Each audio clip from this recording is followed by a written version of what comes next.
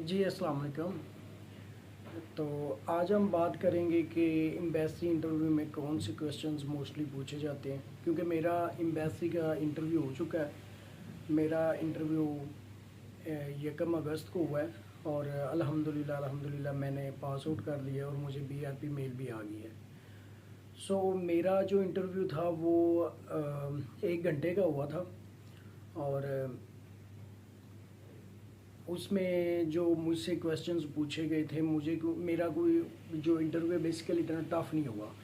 1 घंटे का ड्यूरेशन ज़रूर गुजरा था, लेकिन उसमें भी आप अगर बात करें कि हमारी कन्वर्सेशन की, तो हमारी कन्वर्सेशन आलमोस्ट कोई 15 से 20 मिनट की हुई थी। बाकी टाइम हमारा जो है ना उनका टाइपिंग करने में, और वैसे भी जब इंटरव्यू में मीटिंग ज्वाइन की उन्होंने, तो ऑलमोस्ट कोई 20 मिनट पहले तो वो बोले ही नहीं है ना। उन्होंने सिर्फ एक ही क्वेश्चन पूछा था, आर यू हेयरिंग मी राजा? तो मैंने कहा यस सर। तो उसके बाद वो खामोश हो गए और वो आए वो 20 मिनटों के बाद। उसके बाद उन्होंने पहला क्वेश्चन जो मुझसे पूछा था, वो जो कॉमन क्वेश्चंस हर किसी से पूछते हैं कि डेट ऑफ बर्थ आपकी क्या है और आपका नाम क्या है, मैंने वो बता दिया। और उसके बाद उन्होंने कहा कि अपना आईडी कार्ड जो है ना वो मुझे शो करवा दें। हाँ, वो मैंने करवाया। उसके बाद उनका थर्ड क्वेश्चन मुझसे ये था कि आपने ये जो है ना कोर्स वो क्यों चूज़ किया? तो मैंने फिर उनको बताया कि मैंने क्यों किया, क्योंकि मैं एमएससी बायोटेक्नोलॉजी के लिए जा रहा हूँ। तो मैंने अपनी फील्ड से रिलेटेड बता दिया। तो उसके अंदर से उन्होंने जो है ना वो एक क्वेश्चन उठा लिया कि फर्मेंटेशन बायोटेक्नोलॉजी क्या होता है। तो वो मैंने उनको बताया, मैंने एक्सप्लेन किया। उसके बाद उन्होंने पूछा कि आपका कोई प्लान है शादी करने का कमिंग 12 मंथ में? तो मैंने उनसे अर्ज़ की कि दूर दूर तक नहीं है अभी फ़िलहाल। तो आप 12 मंथ कहते हैं, मेरा प्लान कोई 5 साल भी नहीं है अभी, और ना ही होनी है, ना ही होना करनी है। तो इसके बाद मजाक कर रहा हूँ वैसे, मतलब टू दी पॉइंट मैंने आंसर दिया था कि नहीं, मेरा ऐसा कोई प्लान नहीं है। और कोर्स के बाद उन्होंने मुझसे जो है ना वो कोर्स मॉड्यूल्स के बारे में पूछ लिया कि आपके कौन कौन से मॉड्यूल हैं। मैंने फिर वो नाम बताए 5-6 मॉड्यूल्स के। और फिर उन्होंने मुझे पहले 2 मॉड्यूल्स की एक एक्सप्लेनेशन के लिए कहा। यहाँ पे एक मसला ये हुआ था कि मैंने मॉड्यूल्स जो मैं उनकी एक्सप्लेनेशन बता रहा था, मैं सेम टू सेम वही बता रहा था जो यूनिवर्सिटी की वेबसाइट पे थी। तो उन्होंने मुझे कहा कि आप बिल्कुल जो है ना वो स्क्रिप्टेड आंसर दे रहे हैं, सेम वही आंसर बोल रहे हैं जो यूनिवर्सिटी की वेबसाइट पे है। मैंने कहा यस सर, मैं वही बोल रहा हूँ, लेकिन मैं टोटली वो नहीं बोल रहा। और मैंने ज़ाहिर है मैंने ओवरव्यू लेना था कि यूनिवर्सिटी हमें इन मॉड्यूल्स में क्या पढ़ाएगी। मैं अब अपने खुद से तो नहीं ना बता सकता कि हमें यूनिवर्सिटी क्या पढ़ाएगी, मुझे नहीं आइडिया। तो जाहिर है मैंने यूनिवर्सिटी की वेबसाइट से ही आइडिया लेना था। तो उसने कहा इट्स स्क्रिप्टेड। मैंने कहा नो सर, मैं सिर्फ आइडिया लिया, मैं कोई टू दी पॉइंट नहीं हो पा रहा जो उन्होंने उत्ते लिखा हुआ है। इस चीज़ तो थोड़ा जा वो हो गया, मतलब मुतमिन हो गया। और उसके बाद उसने मुझसे पूछ लिया कि उसी मॉड्यूल्स में ही ना उन्होंने एक क्वेश्चन उठा लिया कि उसमें एक वर्ड था कि सेल कल्चर्स। आप फर्मेंटेशन बायोटेक्नोलॉजी में सेल कल्चर क्यों जो है ना वो यूज़ करते हैं? तो जाहिर है मेरी फील्ड है, मैंने फिर बताया कि भैया हम इसलिए करते हैं, फर्मेंटेशन में काम ही हमारे जो है ना वो यीस्ट मोल्स और सेल कल्चर्स आते हैं। तो जाहिर है हम जितने ज़्यादा उनको कल्चर करेंगे उतना ज़्यादा हम जो है ना प्रोडक्ट अपनी बना लेंगे। तो मैंने इस तरह से उनको थोड़ा सा एक्सप्लेन किया। और एक चीज़ मैं भूल गया हूँ आपको बताना, उन्होंने जब मैं, क्योंकि लाहौर में उन दिनों बारिशें हो रही थी और बारिशों की वजह से पूरे लाहौर की जो लाइट है वो डिस्टर्ब थी। तो मैं जो ये फ्री स्पेसिस होती हैं, वर्किंग को वर्किंग स्पेसिस, मैंने वहाँ पे रूम लिया, वो शीशे का था। तो मैंने जब उनको रूम दिखाया तो उन्होंने कहा कि ये रूम तो जो है ना मुझे लगता है कि आप शायद किसी ऑफिस में बैठे हैं। तो मैंने फिर उनको बताया कि जी मैं ऑफिस में ही, मैंने झूठ नहीं बोला, मैंने कहा ऑफिस में, लेकिन इतना झूठ ज़रूर बोल दिया कि ये मेरा अपना ऑफिस है। तो कहता कि ये ऑफिस किस लिए ये है, क्या करते हैं इसमें? मैंने कहा कि ये मैं ऑफिस बेसिकली मेरा हॉस्टल्स का काम है, तो मैं जो है ना क्लाइंट्स को डीलिंग के लिए मैंने रखा हुआ है। तो वो थोड़ा सा मुतमिन हो गया।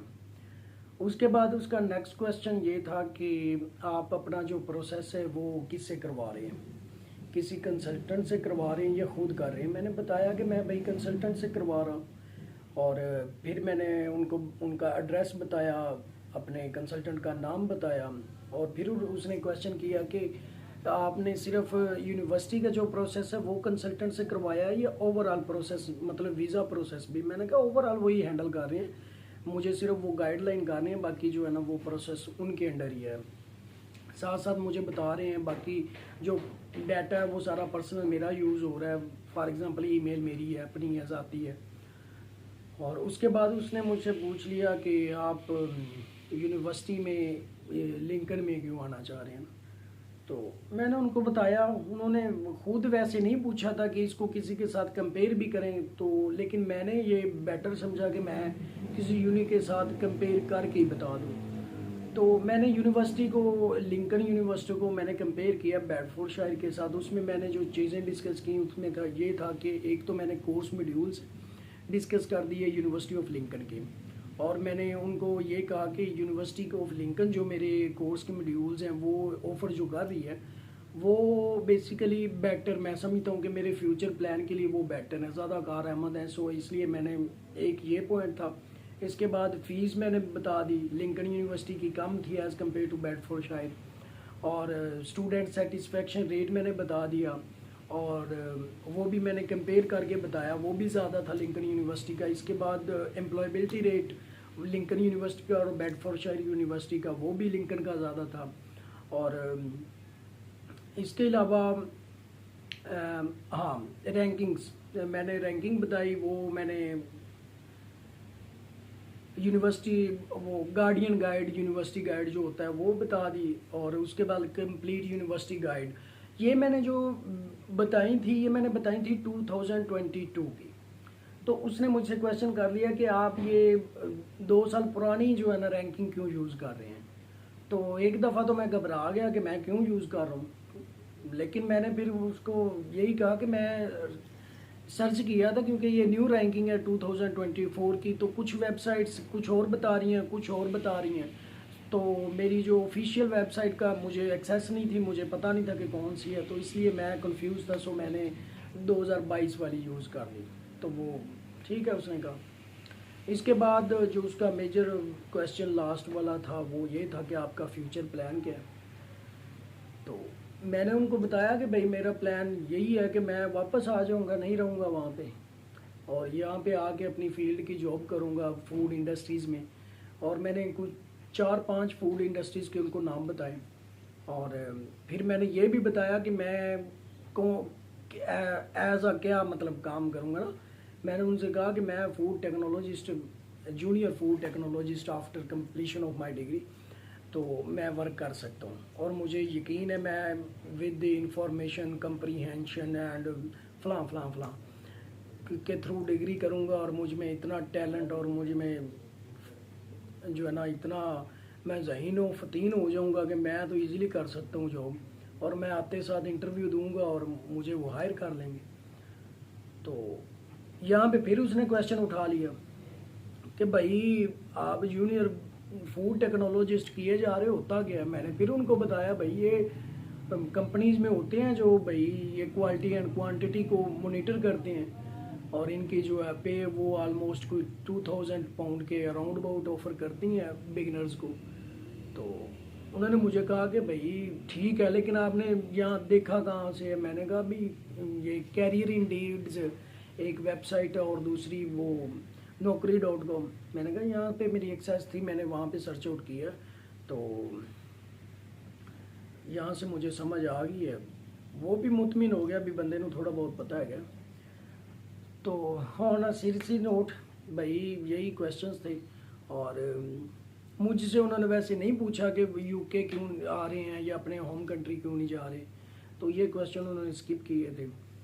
बट मेरी प्रेपरेशन थी इनके लिए भी, मैंने कोई सर्च किया हुआ था कि मैंने कंपेयर, अगर फॉर एग्जांपल ऑस्ट्रेलिया के साथ करना है तो कुछ ऑस्ट्रेलिया के जो है ना ड्रॉबैक्स भी दूंगा, और कुछ यूनिवर्सिटी भी मैंने माइंड में रखी हुई थी, और कि अगर यूके का और ऑस्ट्रेलियन यूनिवर्सिटी का मुझे कंपैरिजन करना पड़ गया तो मैं उनको बताऊंगा कि इसलिए भाई मैं यूके आ रहा हूँ। और भी पॉइंट्स थे। खैर मुझे इंटरव्यू के इस ड्यूरेशन के लिए मैं क्योंकि थोड़ा सा ना ज़्यादा तेज़ी से बोले जा रहा था, और वो मुझे कह रहा था कि भाई थोड़ा आहिस्ता रखो, स्पीड आहिस्ता रखो, और क्योंकि वो टाइप कर रहा था तो फिर मुझे एक एक क्वेश्चन को, एक एक सेंटेंस को 3-3, 4-4, 5-5 दफ़ा रिपीट करना पड़ रहा था। तो इसलिए जो है ना वो मेरा जो इंटरव्यू है वो घंटे तक लॉन्ग हो गया था। इसके अलावा मुझसे तो उन्होंने कोई कुछ नहीं पूछा। बाकी ये है कि अगर मैं आपको कोई टिप्स देना चाहूँ तो मेरे लिहाज से ये है कि आपने अपना कॉन्फिडेंस मेंटेन रखना है, ठीक है, और बिल्कुल तहम्मुल के साथ और प्यार मोहब्बत के साथ बात करनी है। कोई ऐसी कोई बात नहीं है कि वो आपको लैपटॉप से उठा के कुछ मार देगा, ऐसा कुछ नहीं है भाई। रिज़ल्ट बाद में ही आना है। इंटरव्यू के बाद भी मैं कॉन्फिडेंट ही रहा हूँ कि मुझे इंशाल्लाह यकीन था कि मेरा रिज़ल्ट अच्छा आएगा। और कोई इतना मैं कहूँ कि एक्सीलेंट इंटरव्यू वो भी नहीं था और इतना बुरा भी नहीं था, अच्छा इंटरव्यू था, और जैसा होना चाहिए उनको मुतमिन करने के लिए। सो आज अल्हम्दुलिल्लाह मेरी 11 अगस्त को मेरी BRP भी आ गई है, और 1-2 दिन में कलेक्शन मेल भी आ जाएगी इंशाल्लाह। तो मैं आपके लिए भी दुआ करता हूँ कि अल्लाह पाक आपको भी कामयाब करें। कॉन्फिडेंट रहें, दुआएं करते रहें, अल्लाह को याद करते रहें, इंशाल्लाह अल्लाह बेहतर करेगा। जज़ाकल्लाह।